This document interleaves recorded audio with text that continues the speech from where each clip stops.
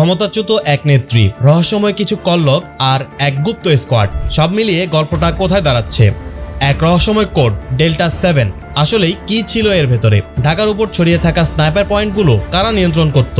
সবচেয়ে বড় প্রশ্ন, এত কিছুর পেছনে কারা ছিল আর কেন?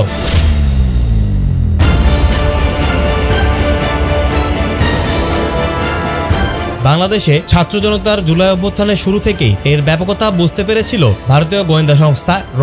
হাসিনাকে রক্ষা করতে শুরুতেই ওই আন্দোলন দমনের পরিকল্পনা করছিল তারা। অপারেশন ডেল্টা 7 নাম দিয়ে তারা বাংলাদেশে গঠন করে এক গুপ্ত স্কোয়াড। আন্দোলন চলাকালে ঢাকা মহানগর জুড়ে স্নাইপার দিয়ে ব্যাপক গণহত্যা সহ বিভিন্ন নাশকতায় এই স্কোয়াডের জড়িত থাকার ভয়াবহ তথ্য উদ্ঘাটিত হয়েছে।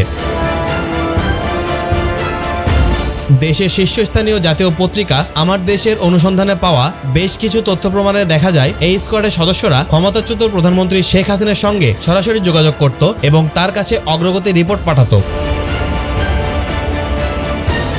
প্রাপ্ত নথিতে দেখা যায় কোটা আন্দোলনের শুরুতেই র এর স্কোয়াডটি গঠন করা হয়। পরে তারা ঢাকা বিশ্ববিদ্যালয় সহ বিভিন্ন পয়েন্টে বিস্তারিত তথ্য উপাত্ত লেখা, মেসেজ ও ছবি পরস্পরের মধ্যে আদান প্রদান করত এবং র এর দেওয়া দিক নির্দেশনা অনুযায়ী কার্যক্রম চালাতো। ডেল্টা 7 গ্রুপের সদস্যদের মোবাইলে প্রধানমন্ত্রী শেখ হাসিনার ব্যক্তিগত মোবাইল নাম্বারটি আপা PM নামে সংরক্ষিত ছিল। যে কোনো প্রয়োজনে তারা সরাসরি শেখ হাসিনার সঙ্গে নিয়মিত যোগাযোগ করত এবং আন্দোলনের বিভিন্ন তথ্য তাৎক্ষণিকভাবে ক্ষমতাচ্যুত প্রধানমন্ত্রীকে পাঠাতো। বিভিন্ন সময় গ্রুপের সদস্যদের বিভিন্ন আইডি থেকে ইন্টারনেট বন্ধ, শাটডাউন ও আন্দোলন সম্পর্কিত মেসেজ পরস্পরের মধ্যে আদান প্রদানের তথ্য পাওয়া যায়। গ্রুপের বিভিন্ন সদস্যের কাছে পাঠানো এমন অনেক মেসেজ উদ্ধার করেছে সংশ্লিষ্ট গোয়েন্দা সংস্থাগুলো।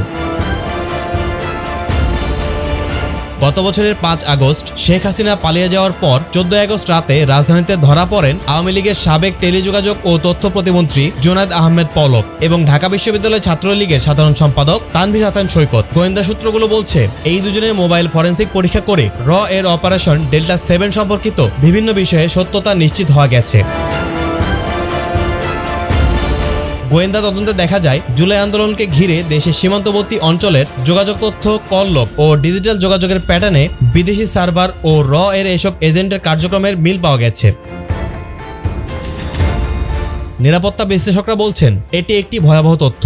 বাংলাদেশের গুরুত্বপূর্ণ রাজনৈতিক ও নিরাপত্তা ঘটনাবলিতে ভারতীয় গোয়েন্দা সংস্থা র এর সংশ্লিষ্টতার কথা বলা হলেও তা প্রমাণ করা মুশকিল ছিল। কিন্তু এই তদন্ত আর বর্তমান শেখ হাসিনাকে ভারতের নিরাপদ আশ্রয় দিয়ে রাখায় প্রমাণ করে যে এত বছর ভারত তাকে বাংলাদেশের ক্ষমতায় তার নিজ স্বার্থে বসিয়ে রেখেছিল। তাদের মতে দেশবিরোধী এই চক্রের আদ্যপান্ত উদ্ধার এবং সর্বোচ্চ শাস্তি নিশ্চিত করা বাংলাদেশের সার্বভৌমত্বের ও নিরাপত্তার জন্য খুবই জরুরি।